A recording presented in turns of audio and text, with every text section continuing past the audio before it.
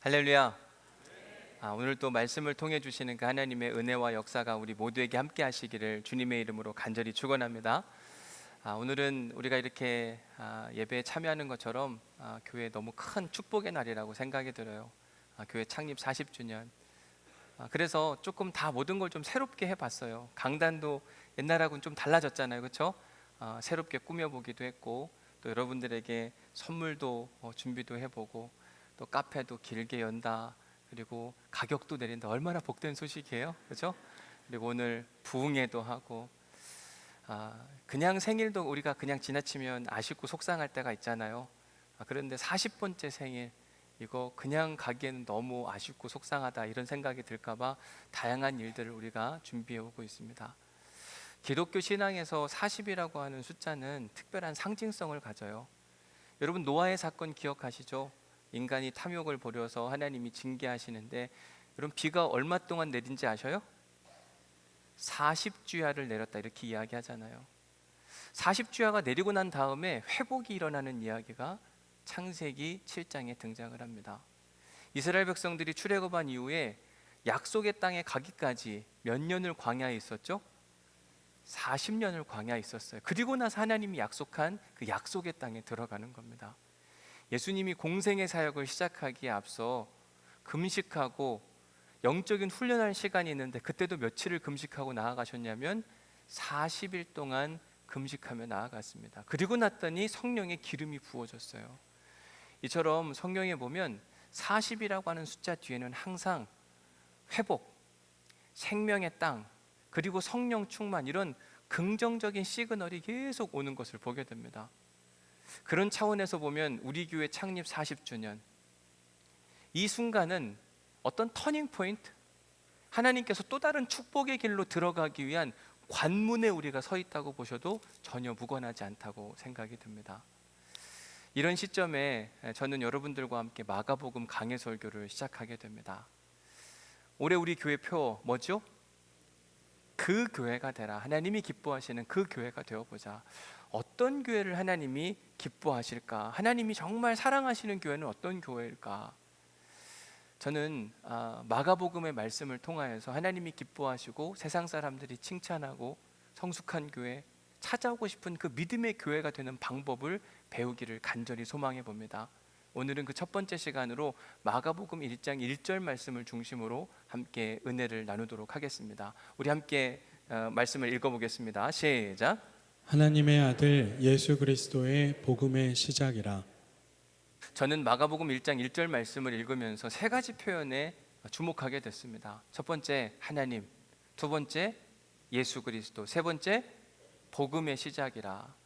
사실 세 가지 표현이 구분되어 있는 것 같으나 구분되지 않고 하나의 이야기. 그래서 오늘 설교 주제도 보면 여러 가지, 하나님 이야기 따로, 예수님 이야기 따로, 복음의 시작 이야기가 따로가 아니라 한 가지 주제를 여러분들에게 소개해 드릴 텐데, 그 한 가지 주제가 뭐냐? 다른 무엇이 아니라 사랑에 대한 이야기예요. 그래서 오늘 본문 말씀에, 오늘 설교 제목에 보면 뭐라고 되어 있어요? 사랑으로 소문난 교회. 저는 우리 교회가 사랑으로 소문난 교회 되기를 간절히 소망합니다. 이건 제 소원이 아니라 하나님이 원하시고 하나님이 기뻐하시는 일이거든요. 그렇기 때문에 반드시 우리 교회는 사랑으로 소문나야만 합니다.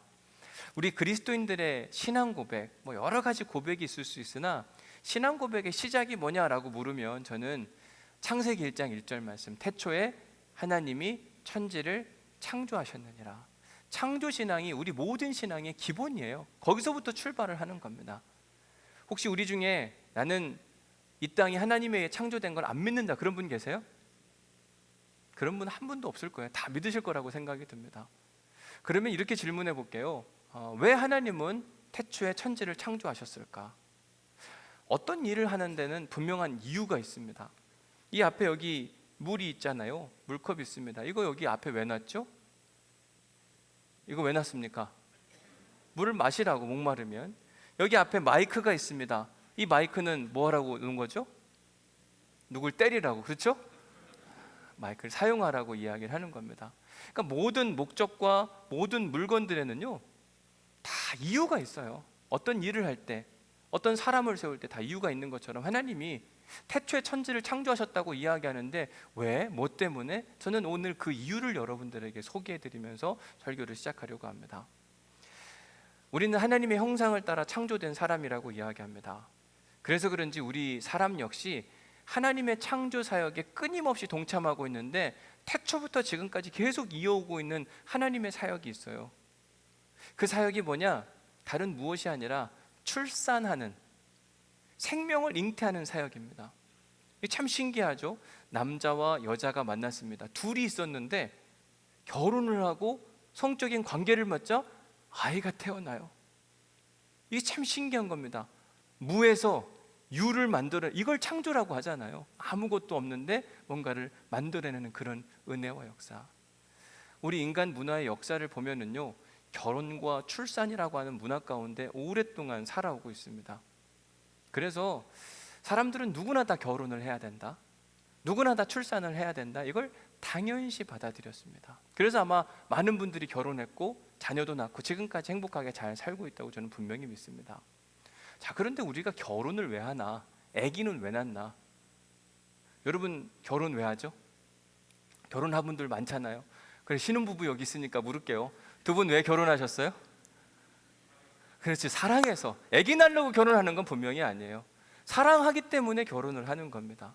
저 역시 마찬가지로 제 아내와 사랑을 해서 너무 사랑했나 봐요. 25살에 결혼을 했어요. 그리고 27살, 2년 뒤인 27살에 첫 아이가 태어났습니다. 저는 제가 하나님의 창조, 생명 창조 사역에 동참했다고 저는 분명히 믿어요. 이 생명을 창조한다는 건 하나님의 창조 사역의 한 부분이었거든요.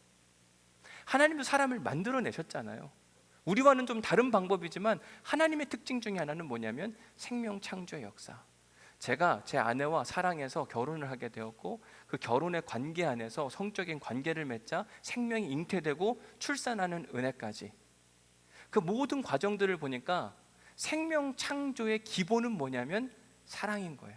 사랑해서 결혼했고 사랑해서 성적 관계를 맺었고 사랑을 하다 보니 아이가 태어나는 겁니다. 이건 생명 창조 역사만이 아니라 모든 하나님의 창조 역사의 기본은 뭐냐면 사랑인 겁니다. 사랑에서 모든 게 다 이루어지는 거예요. 그래서 하나님이 태초에 천지를 왜 창조하셨느냐? 그 이유는 다른 게 아니라 하나님이 우리를 사랑하시니까. 창세기 1장 1절 말씀 다시 한번 보면은요, 태초에 하나님이 어떻게 해요? 천지를 창조하셨다. 그런데 그 천지를 창조할 당시의 모습을 1장 2절은 이렇게 소개합니다. 시작. 땅이 혼돈하고 공허하며 흑암이 깊음 위에 있고 하나님의 영은 수면 위에 운행하시니라. 땅이 혼돈하고 공허하며 흑암이 깊음 위에 있고 하나님의 영은 수면 위에, 물 위에 운행한다. 유대인들에게 물은 두려움의 상징이었거든요. 그러니까 혼돈, 흑암, 공허, 두려움. 저는 이 네 가지 표현들을 함께 묶어서 이야기하면 저는 이것을 무질서라고 이야기하고 싶어요. 그런데 사랑 많으신 하나님은요, 무질서한 모습을 그냥 지켜보지 않는 겁니다. 좀 더 쉽게 예를 들어볼게요. 여기 이렇게 그래도 멋지게 이 앞에 글자가 되어 있잖아요. 그런데 만약에 여기 아이가 있는데 이렇게 쓰러져 있어요. 여러분들 같으면 예배 전에 이렇게 쓰러져 있습니다. 그러면 어떻게 합니까? 누가 세우시겠어요?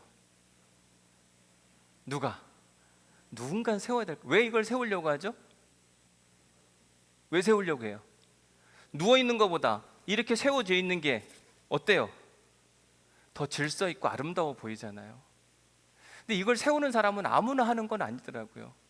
교회를 사랑하고 예배를 사랑하는 사람이 하는 겁니다. 교회를 사랑하지 않고 예배를 사랑하지 않으면 이게 넘어졌어도 아무런 의미가 없는 거예요. 저게 왜 저렇게 있어? 그냥 그러고 지나가는 겁니다.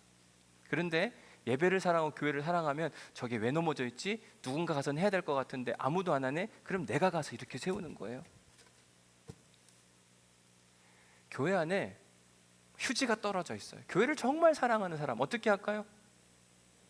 주워요. 왜? 그걸 주워야만 깨끗해지니까. 하나님이 태초에 천지를 창조하시는데 왜 그랬는가?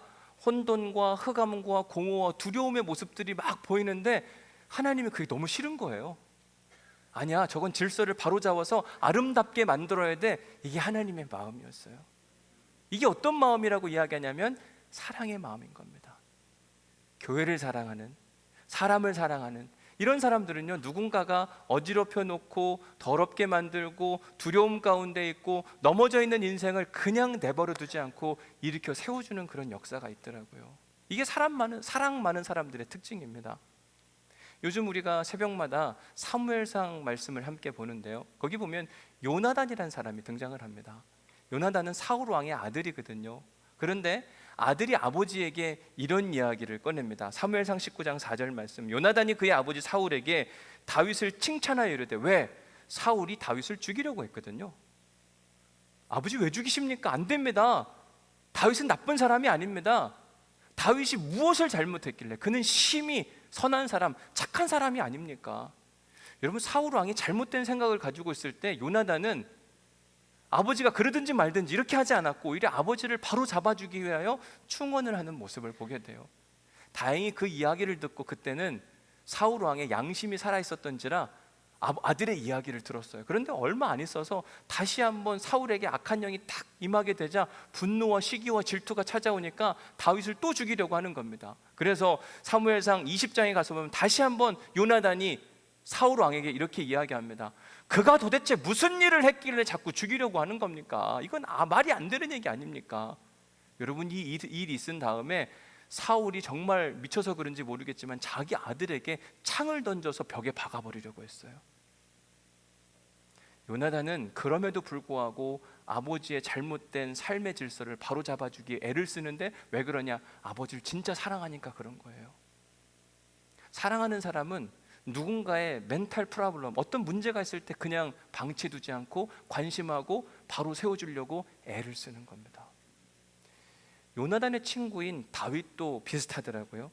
사무엘상 16장 23절에 보니 하나님께서 부리시는 악령이 사울에게 이를 때 다윗이 수금을 들고 와서 손으로 탄즉 사울이 어떻게 해요? 상쾌해지고 낫더라. 여러분, 하나님의 사람들의 특징은 누군가의 마음이 심란하고 아프고 어려울 때 그 마음을 치료하고 회복시켜 주려고 하는데, 그런 사람이 누구였냐면 다윗이라는 사람이었어요. 이게 사랑 많은 사람의 특징인 겁니다. 또 한 번은 이런 일도 있었습니다. 다윗이 사울에게 말하되 그로 말미암아, 여기서 말하는 그가 누구냐면 골리앗을 이야기하는 겁니다. 골리앗으로 말미암아 더 이상 낙담하지 마시라. 모두가 다 두려워하고 있었거든요. 어느 누구도 이길 수 없을 것 같은 그런 상태. 그때 다윗이 뭐라고 이야기하는가?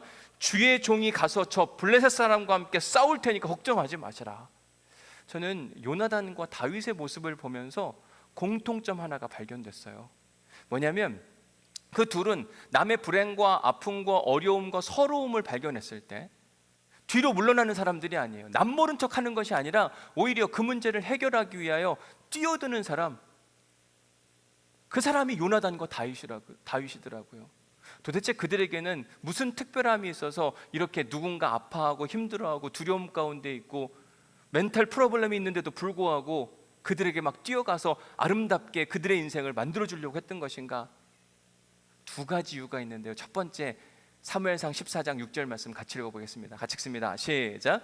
요나단이 자기의 무기를 든 소년에게 이르되 우리가 이 할례 받지 않은 자들에게로 건너가자. 여호와께서 우리를 위하여 일하실까 하노라. 여호와의 구원은 사람이 많고 적음에 달리지 아니하였느니라. 아멘. 요나단과 다윗은 하나님을 믿는 어떤 하나님? 사랑이 많으신 하나님. 사랑 많으신 하나님께서는 태초에 흑암이 가득하고 무질서한 모습이 있을 때 가만 내버려 두지 않으시고 일으켜 세워주심으로 무질서를 질서로 바꾸시는 아름다우신 하나님이시다. 그 하나님을 믿는 믿음이 생기자 나도 그렇게 해야 되는 게 아니냐라고 하는 확신이 들기 시작하니까 뛰어드는 겁니다. 뿐만 아니라 사무엘상 16장 13절에 보니까 사무엘이 기름 뿔병을 가져다가 그의 형제 중에서 그에게 부었더니, 다윗에게 부었더니 이날 이후로 다윗에게 뭐가 크게 감동되었다고요?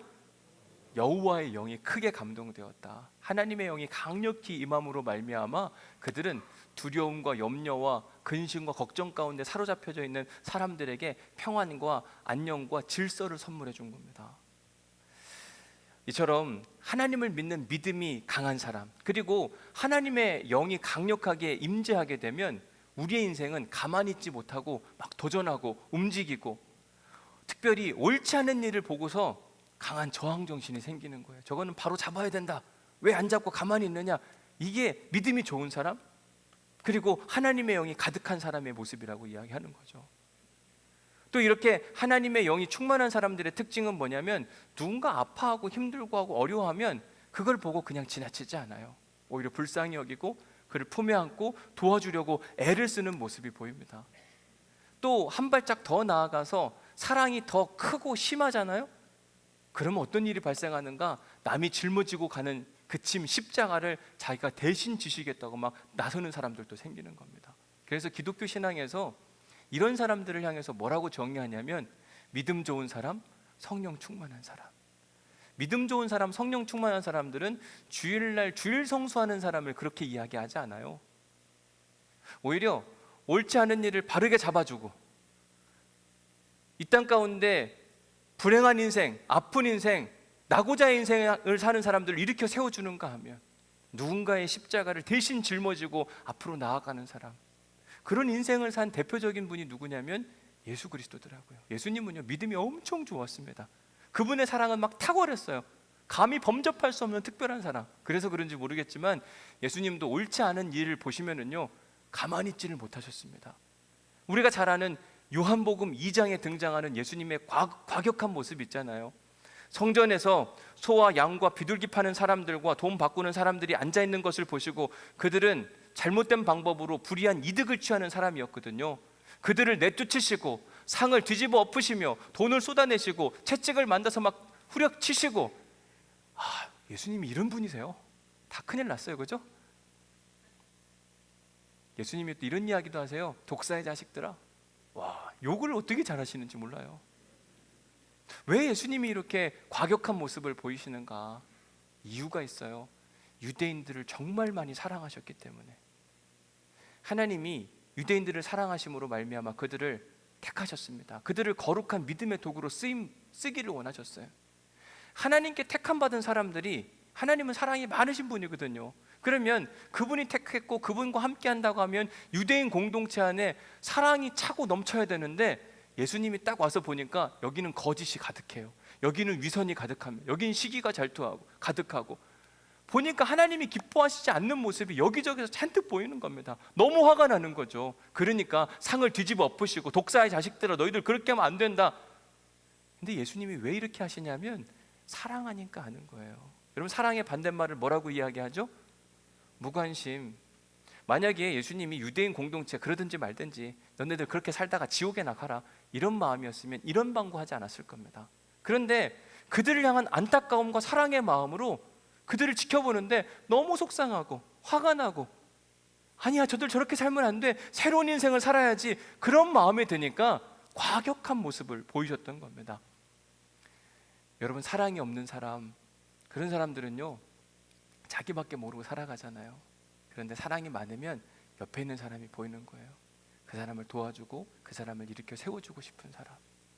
예수님은 그렇게 사랑이 많으신 분이었어요. 잘못된 모습을 보고 절대로 그만 가만히 있지 않으시고 오히려 도와주시고 오히려 그들이 잘 되기를 소망했던 그 하나 예수님의 모습. 예수님의 또 다른 모습 중에 하나가 뭐냐면 누군가 아파하고 어려워하고 속상해하면 그걸 그냥 내버려 두지 않으시더라고요.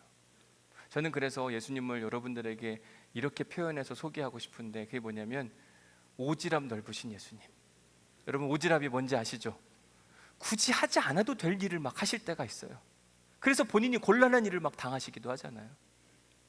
요한복음 4장에 보면은요, 예수님께서 유대를 떠나 갈릴리로 가시는데 여러 루트가 있는데 굳이 어디를 통과해서 가냐면 사마리아를 통과해서 가세요.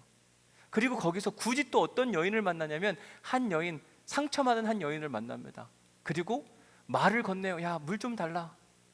왜 물을 달라고 했는가? 목마르기도 하지만 또 한 가지 이유가 있어요. 그 여인에게 생명수를 전달해 주기 위해서. 내가 너에게 영원한 생명수를 전달해 주기 원한다. 왜? 그 여인은 어떤 여인이었냐면요, 마음의 상처가 참 많았습니다. 영원히 목마르지 않는 샘물을 네가 받을 수 있다 그랬더니 나 그것 좀 마시고 싶습니다. 주십시오. 그랬더니 예수님이 하시는 이야기가 남편을 내려와라, 이렇게 이야기합니다. 여자가 이야기하죠. 남편 없는데요? 예수님이 이야기합니다. 그래, 네 남편 없다는 말이 옳다. 이미 너에겐 다섯 명의 남편이 있었고 지금 함께 사는 자도 내 남편이 아니니. 여러분, 5번 결혼을 실패했어요. 6번째 남자와 살고 있습니다. 얼마나 마음에 상처가 많겠어요.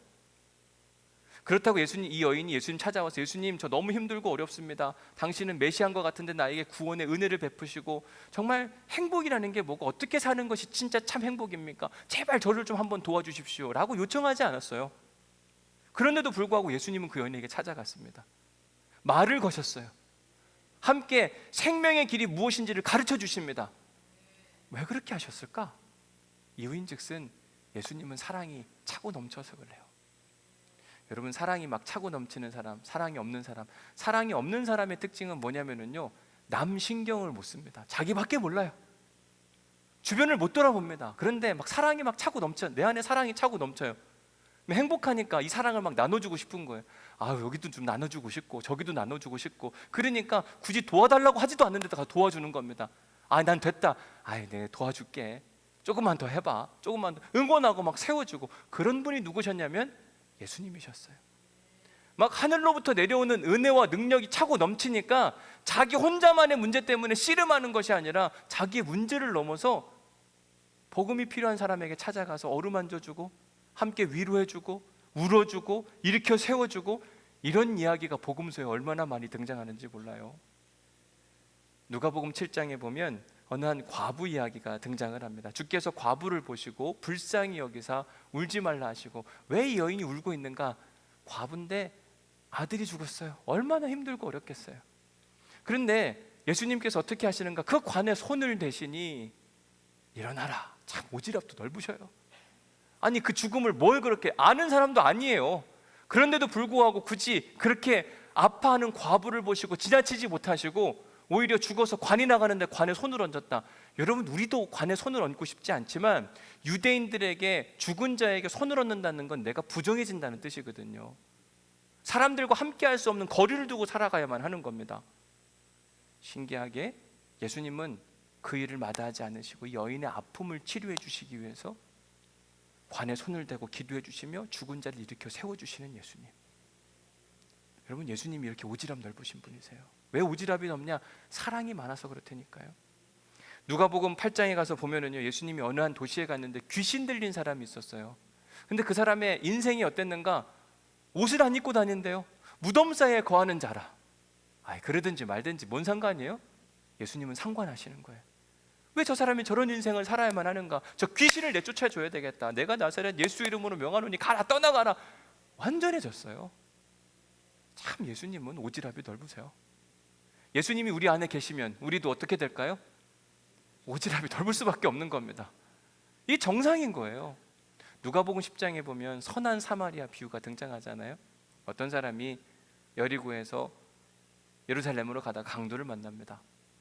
그랬을 때 제사장 레위인 그냥 지나갔는데 사마리아 사람만 그 강도 만난 자를 도와줬습니다. 그때 예수님이 하신 이야기, 자비를 베푼 자가 누구냐?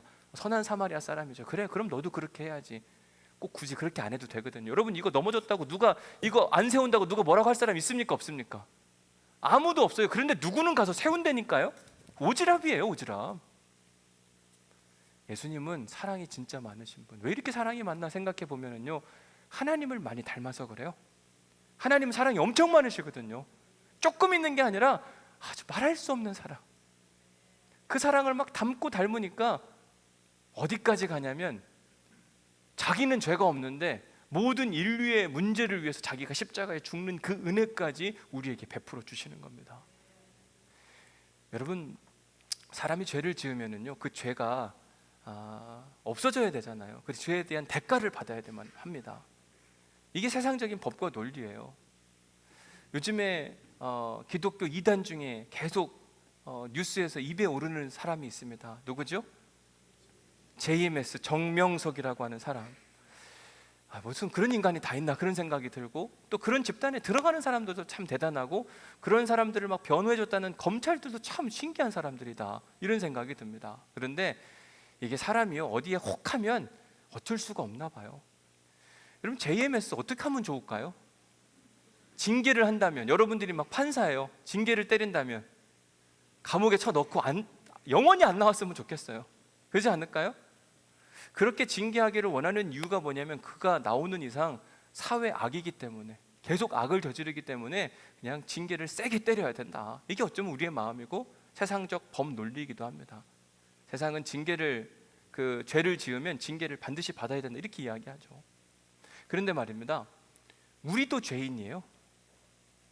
기독교 신앙에 있어서 모든 인간은 다 죄인이라고 믿음의 고백을 합니다. 여러분들도 동의하세요? 나는 죄인입니다. 맞습니까? 나는 죄인 아닌데요 목사님, 죄 안 졌습니다. 나를 죄인 취급하지 마십시오 라고 생각하시는 분들도 있겠으나 아니요, 다 죄인입니다. 사람은요 태어날 때부터 계속 죽을 때까지 죄인으로 살아가요. 도대체 죄가 뭔데? 야고보서 1장 15절 말씀하면서 여러분들이 그렇게 이야기했죠. 죄가 어디서부터 오는가? 욕심이 잉태한 즉 죄를 낳고 죄가 장성한 즉 사망을 낳느니라. 결국 그러니까 내가 죄인이라는 말은 내가 욕심을 부리는 사람이라는 뜻을 갖고 있는 겁니다. 자, 여러분 오늘 아침에 생각해 보십시오. 욕심 다 부리셨죠? 뭘 좀 더 먹으려고 하고 좀 더 늦게 일어나려고 하고 좋은 자리에 주차하려고 하고, 그죠? 다 우리는요 늘 욕심을 부리고 살아요. 내일도 아마 욕심을 부릴 겁니다. 그게 이상한 게 아니라 당연한 거예요. 사람은 태어나면서부터 죽을 때까지. 어떤 분들은 아기는 죄가 없다. 여러분, 아기는 죄가 있을까요 없을까요? 막 태어났어요. 갓난아기 죄 있습니까 없습니까? 세상에서 제일 이기적이고 자기밖에 모르는 인간이 신생아예요. 그렇지 않나요? 태어났는데 막 배려합니까? 엄마 아빠를 배려해서 난 지금 잘 테니 걱정하지 마시고 둘이 아름다운 사랑 이렇게 합니까? 배고프면 울어요. 똥을 싸면 웁니다. 계속 다 우는 이유가 뭐예요? 나 좀 봐달라고. 자기밖에 몰라요. 아기는요 여러분 전대 선하지 않습니다. 예쁜 거예요. 그죠? 이처럼 인간은 이기적으로 태어나서 이기적으로 살다가 이기적으로 세상을 끝나는 겁니다. 태어나서 끝낼 때까지 다 죄인인 거예요. 이런 죄인 같은 인생을 사는 우리를 조금은 더 아름답게 만들기 위해서 세상은 우리를 개과천선하기 위해서 법과 징계라는 카드를 꺼냈어요. 이런 법을 만들고 지키지 않으면 징계한다. 그런데 하나님이 꺼내신 카드는 뭐냐면 징계도 합니다. 하나님 징계 플러스 십자가의 은혜예요. 기독교인이라고 해서 죄를 지었는데 징계를 안 받아요. 그러나 결국 마지막에 하나님이 우리를 구원하시는 방법은 뭐냐면 징계를 많이 해서 우리가 바른 삶을 살기 때문에 우리가 구원받는 것이 아니라 징계를 하는데도 불구하고 안 바뀌는 우리를 안타까워하심으로 하나님은 당신의 아들 예수 그리스도를 보내셨고 그분을 십자가에 못 박아 죽이심으로 말미암아 우리를 구원하신 겁니다. 이게 세상의 방법과 하나님의 방법의 완전한 차이예요. 좀 더 쉽게 예를 들어서 이런 겁니다. 제가 목회를 하다가 그런 일이 있으면 안 되기는 하긴 하겠지만 어떤 실수와 잘못을 했습니다. 죄를 저질렀어요. 감옥에 갈 만큼 큰 죄를 저질렀다고 합시다. 그래서 경찰들이 교회에 왔고 저의 손목에 수갑 차가지고 이렇게 감옥에 유치장에 갈 수밖에 없는 상황. 세상 법 논리로 보면 죄를 지었으면 그에 합당한 대가를 지어야죠. 그런데 바로 그때 우리 장로님들이 12분이 계신데 12분 중에 목사님 잘못한 건 분명히 맞다. 죄를 달게 받아야 된다. 그러나 우리 장로님들이 함께 잘 옆에서 보좌하지 못한 책임도 있으니까 목사님은 나오시고 제가 대신 들어가겠습니다. 그러면 얼마나 은혜가 넘칠까요? 자, 우리 교회 그런 장로님 계실까요? 안 계실까요? 있었으면 좋겠습니까? 없었으면 좋겠습니까? 저 뒤에 마침 차장로님 들어오셨으니까 차장로님 그런 일 발생하면 그렇게 합니까? 안 합니까? 고개만 쓰시고 웃으세요. 이게 참 어려운 얘기예요. 엄청 어려운 얘기입니다. 어느 누구도 쉽게 아멘이라고 답하기가 어려운, 내가 잘못 안 했는데 내가 남의 죄를 대신 짊어지고 간다는 게 이러면 여러분 쉬운 일 아니거든요. 하나님이 그렇게 하셨어요. 죄는 우리가 지었는데 하나님이 내 책임이다. 내가 너희를 만든 것 내 책임이니까 내가 알아서 할게. 자기 하나밖에 없는 아들을 십자가에 못 박으심으로 우리를 살려내셨어요. 이게 기독교가 말하는 은혜고 사랑인 겁니다. 하나님은 우리 교회 안에 이런 사랑의 모습이 차고 넘치시기를 간절히 원하고 계십니다. 절대 쉽지 않아요. 우리는요 죄를 들춰내는 거 참 잘합니다. 징계하길 참 잘합니다. 그런데 서로가 자꾸 죄를 들춰내고 지적하고 징계하는 데 관심하고 목적을 둔다면 그런 교회는 서로가 자꾸 감시하고 감찰해요. 그래, 나를 그렇게 지적했어? 너는 잘하나 보자. 예배 시간 늦게 누가 오는지 막 지키는 겁니다. 저 사람은 왜 징계 안 하니? 이렇게 이야기하는 거죠. 결코 아름다운 교회의 모습이 등장하지 않습니다. 그렇다고 죄를 지었는데 그걸 막 자꾸 덮어줘요. 아유, 뭐 그것도 다 들춰내면 복잡하니까 감추자. 감추면 생기는 문제, 죄가 죄를 낳아요. 그럼 계속 죄를 짓게 됩니다. 아유, 죄를 지어도 감춰주네? 그럼 다음에 또 죄를 짓고 또 죄를 짓고. 여러분, 죄는요 드러나야만 합니다. 죄는 부끄러워야만 바뀌어요. 그런데 진짜 죄의 문제가 해결되는 순간은 언제냐? 누군가가 내 대신 그 죄를 담당해 줄 때. 만약에 차영면 장군이 저를 위해서 대신 십자가를 지시고 막 가시겠다 그러면, 감옥에 들어가겠다 그러면 제가 얼마나 고맙고 얼마나 막 눈물밖에 안 나올 거예요. 설교는 과연 잘할 수 있을까? 누군가의 죄를 지적해 사람이 바뀌지 않아요. 여러분, 아이들, 자녀들에게 막 너 이거 잘못했고 저거 잘못했고 이렇게 해서 사람 바뀌나요? 안 바뀌어요. 사랑해야 바뀌어요. 그 자녀들을 위해 내가 희생하고 죽는 모습이 보일 때 그제서야 아이들이 눈물 흘리고, 아, 이게 사랑인 거구나, 내가 잘못 살아간 거구나. 하나님은 그 은혜의 방편을 택하신 거예요. 법과 징계가 아니라 징계와 은혜를 택하신 하나님, 그게 바로 십자가인 겁니다. 사랑하는 오늘의 교회 성도 여러분, 하나님이 우리를 얼마만큼 사랑하시는가? 요한복음 3장 16절에서 이렇게 이야기해요. 하나님이 세상을 얼만큼 사랑하사? 이처럼 사랑하사. 자기 아들을 내어주기까지 하나님은 우리를 사랑하시는 겁니다. 그 하나님이 우리에게 어떤 교회가 되기를 원하시는가? 비더처치, 하나님이 기뻐하시는 그 교회가 되라. 하나님이 정말 기뻐하시는 교회는 어떤 교회인가? 하나님처럼 사는 교회예요. 하나님은 어떤 분이시라고요? 죄를 싫어하시는 분이세요. 그러나 죄를 들춰내고 지적하는데 최고의 목적이 아니라 그 죄를 누군가 대신 짊어지고 사랑으로 끌어안고 회복시켜 주려고 애를 쓰셨던 예수님의 모습이 우리 안에 고스란히 살아나기를 간절히 원하시는 겁니다. 저는 우리 온누리교회가 그런 교회 될 수 있기를 주님의 이름으로 간절히 축복합니다. 그런 차원에서 우리가 40주년 행사를 여러 가지 계획을 했잖아요. 볼리비아에 성경도 보내자 이렇게 이야기를 했고, 그리고 또 잘 살다가 길을 잃고 방황하는 학생들 회복 프로그램에 함께 참여하자, 각막 이식 수술 함께 도와보자, 필리핀의 기독 대학생들 기숙사 건립하자. 여러 가지 일들을 하는 이유가 뭐냐면 사랑을 좀 흘려 보내보자. 사랑이 막 조금만 있어갖고 요만큼만 하지 말고 흘러 넘치는 은혜와 역사를 한번 경험해보자. 그래서 지난 2월 한 달간 40주년 특별 헌금을 우리가 작정을 했는데요, 정말 하나님이 놀랍게 일하셨어요. 여러분, 주보 한번 보실래요? 제가 여기 없네요. 주보 보면 새신자 있는 난 바로 위에 있어요. 거기 보면 헌금액은 한 1억 8천 이렇게 되어 있고, 작정 총액이 오른쪽에 보면 얼마만큼 되어 있습니까? 약 5억 5천 정도가 되었어요. 정말 놀라운 은혜라고 저는 생각이 들어요. 제가 작년에 이 설교를 할 때 40만 불 프로젝트, 우리 교회 방향성과 함께 복음의 빚을 갚아보자라고 이야기하면서 40만 불 프로젝트를 선포했을 때 당시 환율이 1234원 정도가 됐습니다. 얼마가 기준이냐? 40만 불 기준일 때 옛날 환율로 따지냐, 지금 환율로 따지냐, 최고 환율로 따지냐, 뭐 이런 이야기 많을 때 저는 개인적으로는 그래, 한 1240원, 1250원 요 정도. 그래서 40을 곱했더니 한 4억 9,200 이렇게 정도가 되더라고요. 그래, 5억을 목표로 하자. 함께 다 동참하면 된다. 그런데 900명, 아직 못하신 분들도 있는데 900명 했는데 벌써 5억 5천이 됐어요. 제가 곰곰이 생각해 봤습니다. 도대체 이 이유가 뭘까? 왜 이렇게 많이 하셨을까? 이유가 뭐냐면요, 우리 교회는 사랑이 차고 넘쳐서 그런 거예요. 우리가 하는 일들은 다 우리 교회 잘 되자고 하는 게 아니라 복음의 빚을 갚음으로 누군가의 생명이 일어나고 넘어진 자를 일으켜 세워주고 생명을 살리는 믿음의 교회 역할을 하자고 이야기했는데, 여러분들이 기쁜 마음으로 동참하셨잖아요. 한두 분이 아니라 무려 900분 가까이가 동참을 하셨어요. 여러분들에게 액수를 막 정해드린 것도 아니고 스스로 자발적으로, 적게는 몇천 원에서부터 많게는 엄청나게 많은 양. 그런데 함께 이 일을 이루는 모습을 보면서 저는 마음에 확신이 든 게 뭐냐면, 우리 교회의 주인은 사랑 많으신 하나님이시 확실하다.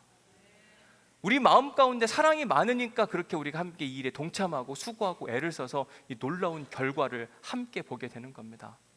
하나님이 하시는 일이에요. 여러분, 하나님은요 사랑이 많으신 분. 태초에 하나님이 천지를 창조하셨느냐? 왜? 사랑이 너무 많아서 무질서, 흑암, 혼돈, 두려움 못 보시고 일으켜 세워주는 거예요. 예수님 사랑이 얼마나 많으셨는지 죄 없으신 분이 십자가에 달려 죽기까지 사랑하시는 그 모습, 사랑이 너무너무 많아서 그 복음의 시작, 결국 복음은 뭐냐면 사랑인 거예요. 우리 교회가 관심해야 되는 건 다른 무엇이 아니라 사랑 말고는 없습니다. 사랑으로 시작해서 사랑으로 끝나는 교회, 사랑으로 소문난 교회, 사랑이 흘러넘치는 교회. 저는 우리 온누리교회가 이런 교회 되기를 간절히 소망합니다. 왜? 하나님, 창조주 하나님을 믿으니까. 왜? 예수 그리스도를 믿으니까. 왜? 우리는 복음으로 충분하고 복음으로 기초가 된 믿음의 교회이기 때문에 사랑만 하면 되는 겁니다. 여러분, 사랑하면은요 다 달라져요. 사랑 하나면 가정도 달라지고 관계도 달라지고 세상도 달라지고, 지금 우리 안에 나타나는 문제는 사랑이 없기 때문에 그런 거예요. 이제 우리가 해야 할 일은 딱 한 가지입니다. 뭐예요? 사랑하는 겁니다. 우리 이렇게 선포하겠습니다. 내가 사랑입니다. 해보세요. 내가 사랑입니다. 우리는 예수 그리스도를 믿는 사람들이잖아요. 아멘. 우리 하나님을 주인으로 고백하는 사람들입니다. 하나님도 사랑이시고 예수님도 사랑이세요. 그러면 우리가 하나님을 믿고 예수 그리스도를 구주로 영접했다. 우리 안에 사랑 말고는 있으면 안 되는 거예요. 결국 그래서 나는 사랑입니다. 선포할 수 있는 겁니다. 다시 한번 크게 외치겠습니다. 나는 사랑입니다. 그리고 옆 사람에게 이렇게 고백하겠습니다. 제가 사랑하겠습니다. 한 번 더 이야기할게요. 제가 더 사랑하겠습니다. 사랑합시다가 아닙니다. 사랑합시다는 사랑을 갈구하는 거예요. 그죠? 너가 사랑하면 나도 사랑할게, 이 정도거든요. 기독교는 그런 정도가 아니라 내가 사랑이니까 내가 당신을 더 사랑하고 섬기겠습니다. 여러분, 오늘 가가지고 사랑하고 섬겨보세요. 그냥 가정은 끝나는 겁니다. 오늘 싸우고 오신 분들 다 이미 해결되는 거예요. 저는 우리 온누리교회가 그런 사랑이 차고 넘치는 교회가 되기를 간절히 소망합니다. 어느 누구도 와가지고 사랑이 갈급한데 교회 오면 막 채워지는 그런 은혜와 역사. 그래서 카페도 막 오래 열려고 하고 가격도 인하하고 뭘 하든지 다 왜? 좀 사랑이 넘쳤으면 좋겠으니까. 여러분, 우리 더 많이 사랑해 봅시다. 한없는 하나님의 사랑이 우리 안에 찾아와서 세상에 사랑을 흘려보내므로 세상도 바꿔갈 수 있는 믿음의 교인들이 될 수 있기를 주님의 이름으로 간절히 축복합니다. 은혜 받은 말씀 적어보십시오.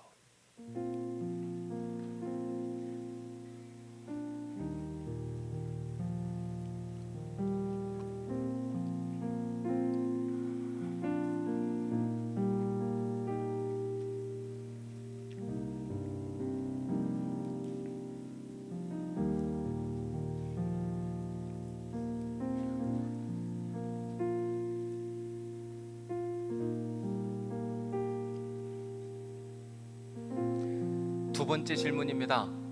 당신이 기대하는 우리 부산 온누리교회 모습은 어떤 모습입니까? 우리 교회가 어떤 교회가 되었으면 좋겠습니까? 여러분, 우리 교회가 어떤 교회가 됐으면 좋겠습니까? 그렇죠. 답 다 나왔죠. 그렇죠? 적으시면 돼요. 사랑으로 소문난 교회. 저는 우리 교회 사랑으로 소문난 교회 이야기가 멀리 퍼져가기를 간절히 소망합니다. 자동을 넘어서 해운대 일대 그리고 부산 시내 점점 더 널리 가서 저 북쪽, 남쪽, 동쪽, 서쪽 자꾸 퍼져갔으면 좋겠어요. 그리고 우리가 자랑하는 건 사랑이신 하나님, 사랑이신 예수 그리스도만 자랑할 수 있기를 간절히 소망합니다. 일부 예배를 마치고 났더니 저희 딸에게서 카톡이 왔어요.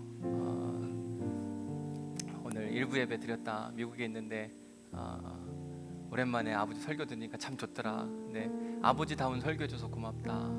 그래서 이 사랑으로 소문난 교회가 지금 미국까지 가고 있구나, 이런 마음에 결론을 내리게 됐어요. 더 멀리 갔으면 좋겠어요. 저 남미와 저 북한 땅까지 가서 사랑으로 소문난 교회 역할을 정말 잘하면 좋겠다. 근데 그 역할을 어떻게 감당할 수 있을까? 세 번째 질문 뭐라고 되어 있습니까? 그 교회, 사랑으로 소문난 교회를 우리가 어떻게 이루어갈 수 있을까? 어떻게 이루어갈 수 있을까요? 내가 사랑의 사람이 되면 되는 겁니다. 담임 목사님, 제가 뭘 잘해서가 아니라 우리 한 사람 한 사람이 사랑의 사람으로 살아가면, 사랑의 사람으로 살아간다는 건 믿음이 좋은 거예요.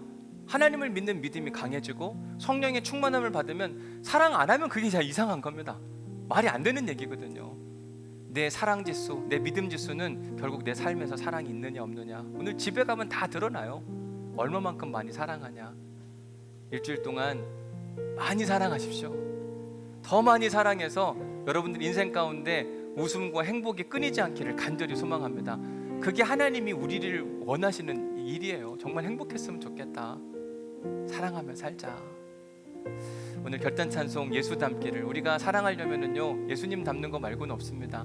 얼마만큼 바라보고 함께 사느냐만큼 그분을 닮더라고요. 예수 닮기를 찬양하면서 주님, 내가 예수님 닮아서 사랑하게 하옵소서. 넘어진 자 일으켜 세우게 하시고, 복음이 필요한 자 찾아가게 하시고, 위로하게 하시고, 하나님 누군가의 십자가까지 대신 지어주는 그런 믿음의 사람이 되게 하여 주옵소서. 이런 믿음의 고백과 함께 우리 함께 이 찬양을 결단으로 올려드리도록 하겠습니다. 내 삶의 소원, 내 삶의 소망, 내가 바라는 한 분, 예수 닮기를, 예수 닮기를 내가 원하네. 한없는 사랑, 풍성한 긍휼, 예수 닮기를, 예수 닮기를 내가 원하네. 예수 닮기를, 예수 보기를, 예수만 높이길 내가 원하네. 내 평생 소원, 예수 닮기를, 예수만 닮기를 내가 원하네. 여러분, 혹시 나는 왜 이렇게 사랑이 없나, 예수님은 그렇게 오지랖도 있는데 난 나밖에 모르고 주변을 못 돌아보나, 여러분 예수님만 바라보면 됩니다.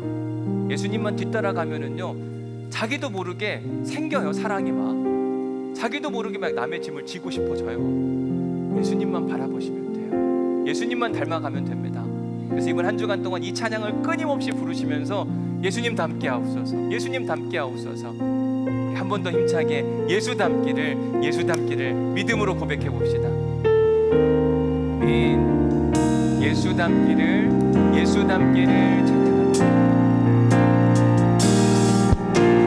예수 닮기를, 예수 보기를, 예수만 높이길 내가 원하네.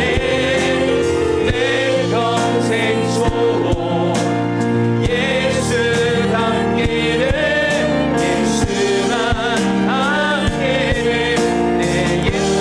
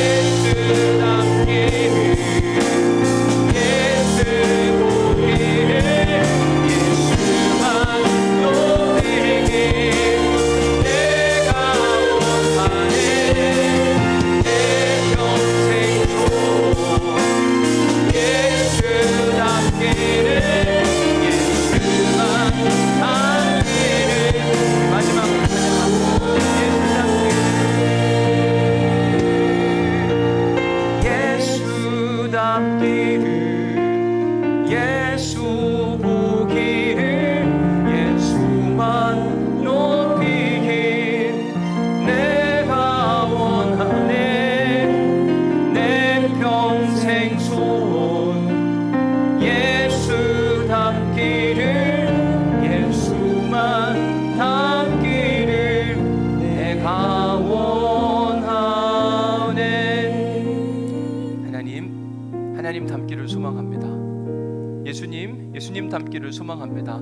성령님 우리와 함께 하셔서 우리가 사랑의 사람이 되게 하여 주옵소서. 태초에 하나님이 천지를 창조하신 이유, 예수님이 십자가를 지신 이유, 성령님이 우리 안에 온전히 임재하신 이유는 딱 한 가지입니다. 사랑입니다. 하나님 이번 한 주간 예수님 닮아서 사랑하게 하옵소서. 더 많이 사랑하게 하시고 가정 안에도 화목과 사랑과 은혜가 차고 넘치게 하시고 교회와 세상에도 웃음이 끊이지 않도록 도우시고 축복하여 주옵소서. 오직 주님만이 하실 줄 믿사오니 일주일 동안 찬양과 함께 주님만 바라보고 주님을 찬양하는 사람들 될 수 있도록 도우시고 축복하여 주옵소서. 이제는 우리 주 예수 그리스도의 은혜와 아버지 하나님의 극진하신 사랑과 성령님의 감동 감화 역사 교통 위로하심이 오늘 말씀을 듣고 마음 가운데 사랑이 많으신 하나님, 사랑으로 십자가를 지신 예수 그리스도, 복음이신 그 하나님의 능력을 경험하길 소망하며 사랑의 인생을 살기를 다짐한 우리 온누리교회 모든 성도들 가운데 그 은혜와 역사와 평강이 영원히 함께 하시기를 간절히 축원하옵나이다. 아멘.